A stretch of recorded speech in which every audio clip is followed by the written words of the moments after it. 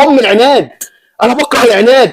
انت الوحيد اللي في كوكب الارض اللي شايف نفسك صح ان انت هتنزل ماتش الزمالك هتكسب النهارده باي حد.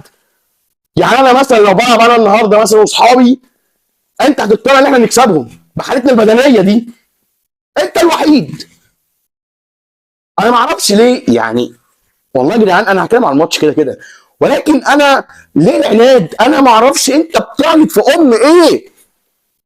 الزمالك اصلا النهارده لو كان اصلا يعني عندهم يعني بربع جنيه مثلا حميه شويه كان ممكن يكسبوك 3 4، لان انت اصلا مهمش زي الزفت.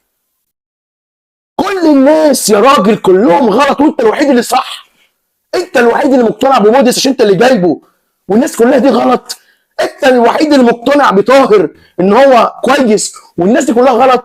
انت الوحيد اللي مقتنع بكريم نيدفيد ما اعرفش في ايه، وبتنزلوا الماتش ده ليه يا